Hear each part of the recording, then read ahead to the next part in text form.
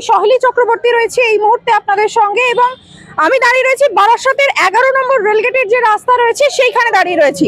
আর আজ সকালবেলায় পরপর 3 থেকে 4টি দুর্ঘটনা ঘটে এই 11 নম্বর রেলগেটে। কারণ এই 11 নম্বর রেলগেটে যে পরিস্থিতি, এখান দিয়ে কার্যত চলাচল করা দায় হয়ে দাঁড়িয়েছে।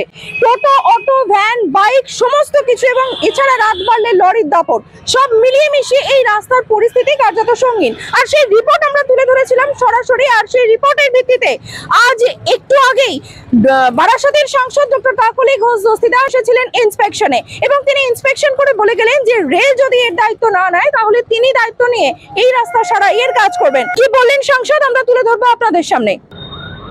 বারাসাতের বাসিন্দাদের 11 নম্বর রেলগেট ক্রস করে যাওয়া আসা করতে খুব অসুবিধা হচ্ছে। যদিও ওনারা সরাসরি আমায় জানায়নি, আমি সংবাদ মাধ্যমের কাছ থেকে জেনেছি, কিন্তু আমার তো দায়িত্ব।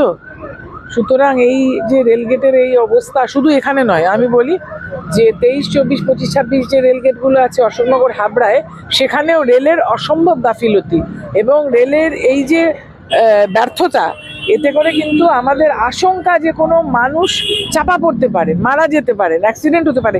এখানে বাইক আরোহী, সাইকেল আরোহী সব পড়ে যাচ্ছে।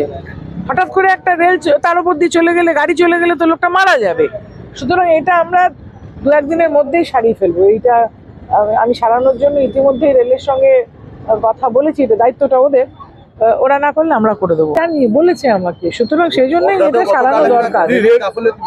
আমরা এটা আমি তো এটা চিঠি লিখবো মন্ত্রকে, এটা তাদের দৃষ্টিগোচরে যে এরকম পরিস্থিতিতে মানুষের অসুবিধা হচ্ছে, আপনারা কিছু করুন এবং এটাকে আমরা সারিয়ে দেবো মানুষের সুবিধার্থে। কেন্দ্রীয় সরকার তো দেশটাই বেসরকারীকরণ করতে চাইছেন, privatization of the whole country. সেখানে এলআইসি থেকে শুরু করে, ব্যাংক থেকে শুরু করে, এয়ারলাইন্স থেকে, রেল থেকে, দেশটাকে তো বেঁচে দিচ্ছে এবং তারা দেশ চালাতে পারছে না। তাদের ক্ষমতায় থাকার কোনো অধিকার নেই। মানুষও বুঝিয়ে দিয়েছে তাদের ক্ষমতায় থাকার অধিকার নেই। এই কেন্দ্রীয় সরকারের তাদের রিজাইন করা উচিত। সরকারের মানুষের প্রতি দায়বদ্ধতা তলানিতে এসে ঠেকেছে, তারা দেশ চালাতে পারছে না। এই কেন্দ্রীয় সরকারের পদত্যাগ করা উচিত। এদিন সংসদের সঙ্গে উপস্থিত ছিলেন বারাসাত পুরসভার কাউন্সিলর এবং অরুণ ভৌমিক।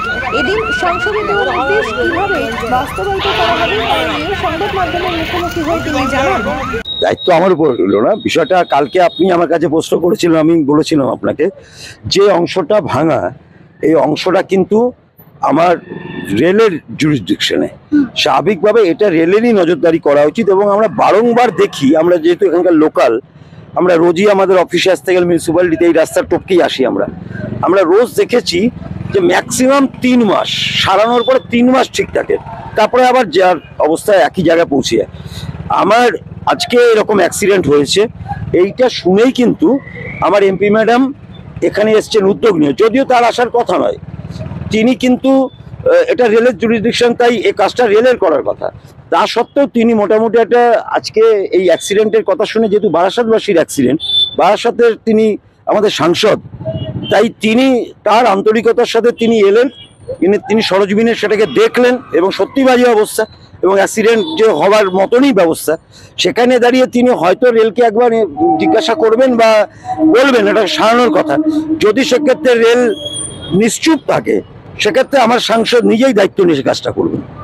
এই মুহূর্তে এনএইচ এর উপরে যা গাইডলাইন আছে তাতে সেখানে রাস্তার উপর দিয়ে টোটো চলা নিষেধ এবং আমাদের টোটোর কিছু কিছু পার্টিকুলার স্ট্যান্ডও করে দেওয়া আছে।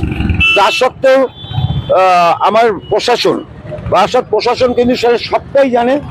এবার বারাসাত প্রশাসনের বিষয়, বারাসাত প্রশাসন কেন বিষয়টাকে মনিটরিং করছে না? সঠিক মনিটরিং যদি করেন তাহলে কিন্তু যেটা প্রশ্ন করছেন যে কেন রাস্তায় এত টোটো, কেন রাস্তায় এত ভ্যান, সেটা কিন্তু সঠিক পুলিশ প্রশাসনের পক্ষ থেকে মনিটরিং হলে কিন্তু সেই জায়গাটা থাকার কথা নয়।